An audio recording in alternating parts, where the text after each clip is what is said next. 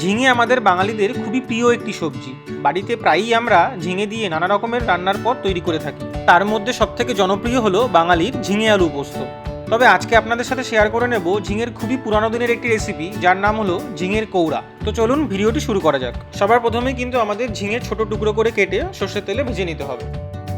তো তেল আমাদের গরম হয়ে গেছে, এবার এখানে আমি একে একে দিয়ে নিচ্ছি আগে থেকে টুকরো করে কেটে রাখা ঝিঙে। এখানে একটা কথা বলে রাখি, কৌড়া বানানোর জন্য কিন্তু চেষ্টা করবেন একটু কচি ঝিঙে ব্যবহার করতে। কৌড়া আসলে খুবই পুরানো দিনের একটি রেসিপি। বর্তমান দিনে আমাদের বাড়িতে কৌড়া প্রায় হয় না বললেই চলে। তবে শুধুমাত্র ঝিঙে নয়, অন্যান্য সবজি দিয়েও কিন্তু কৌড়া খুব সহজেই বানিয়ে নেওয়া যায়।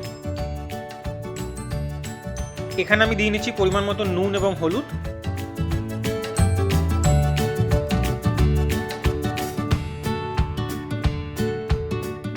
এখন আমি মিডিয়াম ফ্লেমে ঝিঙেটাকে হালকা করে ভেজে নেব।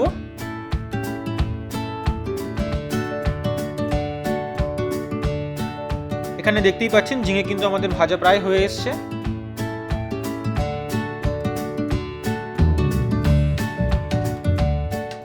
ঝিঙে ভাজা হয়ে গেলে একই তেলে আমি ফোড়নের জন্য দিয়ে নিচ্ছি হাফ চা চামচ কালো জিরে।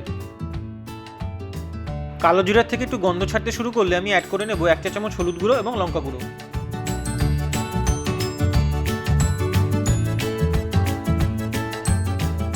এবারে আমাদের 1 কাপ জল অ্যাড করে হাই ফ্লেমে ভালো করে মশলাটাকে কষিয়ে নিতে হবে। মশলা থেকে যখন তেল ছাড়তে শুরু করবে তখন আমরা আগে থেকে ভেজে রাখা ঝিঙের টুকরোগুলো অ্যাড করে নেব।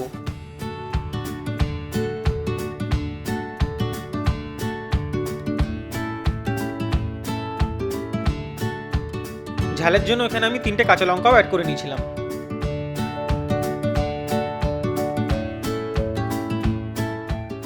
এখানে আমি অ্যাড করে নিচ্ছি স্বাদ মতো নুন এবং হাফ চা চামচ চিনি।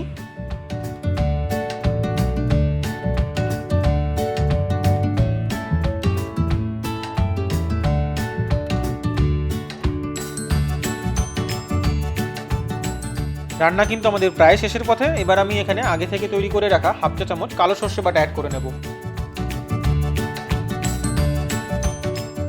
ভালো করে মিক্স করে নেবার পর 5 থেকে 7 মিনিট মিডিয়াম ফ্লেমে ফুটিয়ে নিলেই কিন্তু তৈরি হয়ে যাবে আমাদের ঝিঙের কৌড়া।